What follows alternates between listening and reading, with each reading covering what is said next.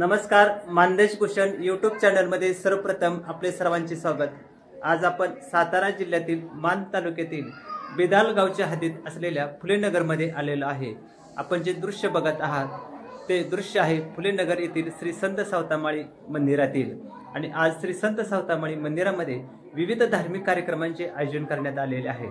कोणकोणते धार्मिक कार्यक्रम आयोजित केलेले आहेत आणि कशासाठी केलेले आहेत अशी विविध माहिती आज आपल्याला येथील ग्रामस्थ देणार आहेत।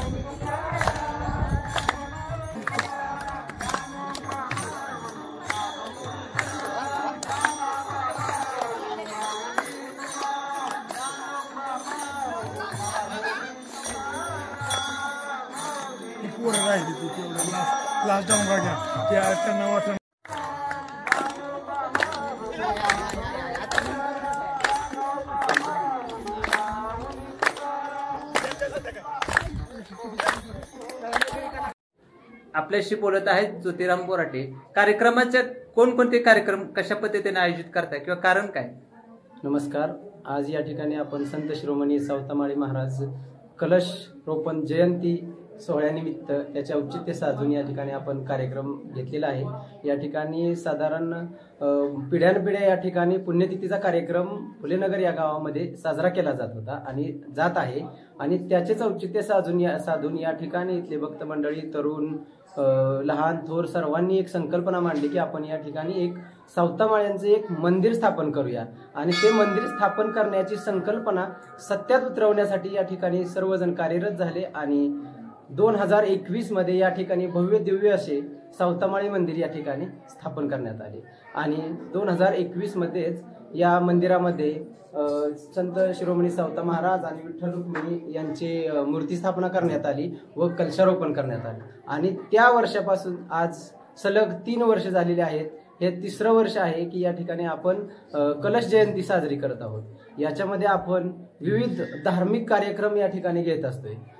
या ठिकाणी सलग 3 दिवस आपण वेगवेगळे धार्मिक कार्यक्रम ठेवत असतो। या ठिकाणी मोठमोठे अन्नदाते या ठिकाणी अन्नदान करतात। त्याचबरोबर रात्रीच्या वेळी मोठ्या प्रमाणात कीर्तनाचा कार्यक्रम या ठिकाणी कीर्तन घेतलं जातं आणि कीर्तन अतिशय सुश्राव्य अशी या ठिकाणी कीर्तन होतात। आणि बिदालच नव्हे तर दहिवडी, बिदाल आणि पंचक्रोशीतील मोठ्या प्रमाणात भाविक या ठिकाणी या कीर्तनाचा आणि मंदिराच्या दर्शनाचा लाभ घेतात। आता आपल्याशी बोलत आहेत संतोष बोराटे।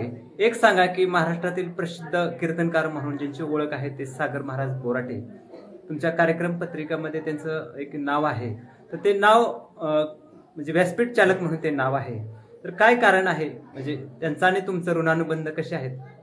खरं तर नमस्कार। खरं तर हा आपण 2021 मध्ये जो कलश आणि मंदिराची स्थापना केली त्या स्थापनेपासून हरिभक्त महाराज सागर महाराज बोराटे यांचा खूप आपल्याला सहभाग आहे। ते सागर महाराज बोराटे जरी नातेपुते असले तरीही ते खुद्द दहिवडीमध्ये फुलेनगर मधलेच आहेत आणि असंच ते कंटिन्यू ज्या त्या ठिकाणी सांगत असतात। आम्हाला त्यांचा भरपूर प्रतिसाद मिळत असतो। त्यांच्या अध्यक्षतेखाली आम्ही हा खूप मोठ्या प्रमाणात हा आपला अखंड हरिनाम सप्ताह गेली 3 वर्ष झालं मोठ्या प्रमाणात आपण या ठिकाणी उत्साहात पार पडतो। 3 दिवसाचा कार्यक्रम हा खूप मोठ्या उत्साहात होतो। 3 दिवस 2 सकाळ संध्याकाळ अन्नदान असते, संध्याकाळी खूप मोठा कीर्तनाचा कार्यक्रम असतो, त्याचबरोबर हरिजागर असे वेगवेगळे विविध कार्यक्रम या ठिकाणी 3 दिवस घेतलेले असतात। सागर महाराज बोराटे यांच्या अध्यक्षतेखाली हा गेली 3 वर्ष झालं खूप मोठ्या उत्साहात हा कार्यक्रम अतिशय जोमाने या ठिकाणी पार पडतो।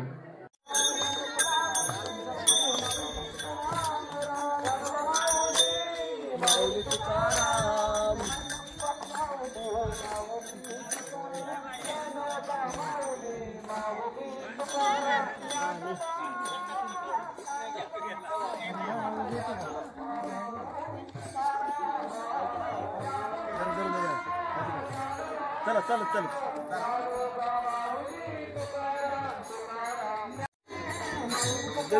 जरा मागे सरता तुम्ही इकडे उभं राहा।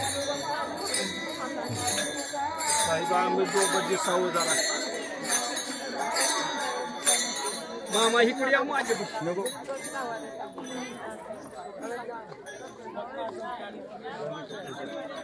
ताई या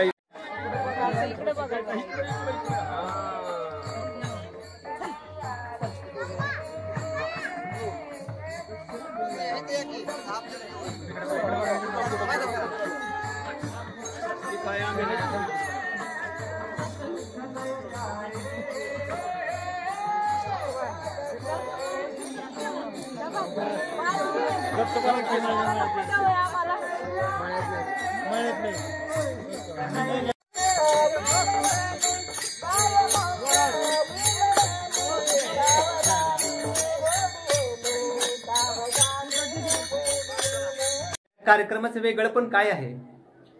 या कार्यक्रमाचं वेगळेपण सांगायचं झालं तर आज या ठिकाणी या उत्साहाला 3 वर्ष पूर्ण होत आहेत आणि या उत्सवामध्ये असं दिसून आलंय की या ठिकाणी परंपरा जपण्याचं काम हे बिदलकरांनी केलेलं आहे। ज्या जुन्या रूढी परंपरा आहेत किंवा जुन्या परंपरा आहेत, जसे की आज या ठिकाणी बघा वेगवेगळ्या वेशभूषा, पूर्वीच्या लोकांच्या वेशभूषा या ठिकाणी परिधान करून आज या ठिकाणी काही पुरुष आलेले आहेत, काही भक्त आलेले आहेत, काही महिला आहेत ज्यांनी काष्टा साडी घातलेली आहे। म्हणजे आपण आपली संस्कृती या ठिकाणी दाखवण्याचा प्रयत्न करत आहोत। तसेच आज हा कार्यक्रम एकट्या फुलेनगरसाठी किंवा बिदालसाठी हा मर्यादित राहिलेला नाही। हा कार्यक्रम पूर्ण पंचक्रोशीसाठी अतिशय आनंदाचा आणि उत्साहाचा कार्यक्रम तयार झाला आहे आणि त्यामुळे लोक आनंदाने उत्साहाने येतात या ठिकाणी या कार्यक्रमामध्ये देवाच्या भक्तीमध्ये लीन होतात। आज सध्याचा काळ पाहता या ठिकाणी लोक एवढ्या संख्येनं आणि एवढा वेळ देवासाठी देऊ शकतात। सलग 3 दिवस या ठिकाणी मुंबई, पुणे किंवा बाहेरच्या ठिकाणी जी लोक गेलेले आहेत किंवा उदरनिर्वाहासाठी जी दूर लोक आहेत ती 3 दिवस वेळ काढून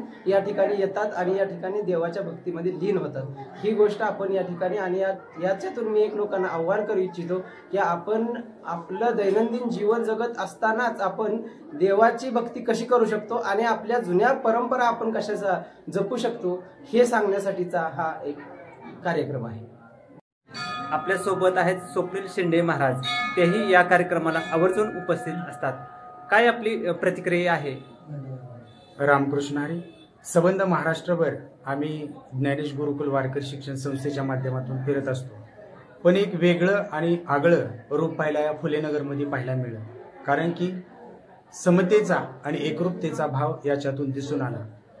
आम्ही खूप छोट्या मोठ्या शहरात जातो, पण या मुठभर असणाऱ्या वस्तीवरती आज एक संबंध महाराष्ट्राला आदर्श देणारी वस्ती ठरली.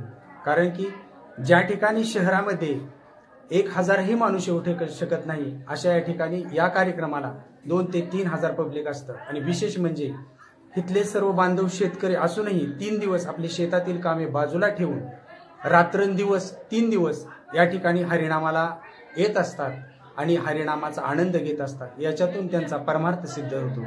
रामकृष्ण.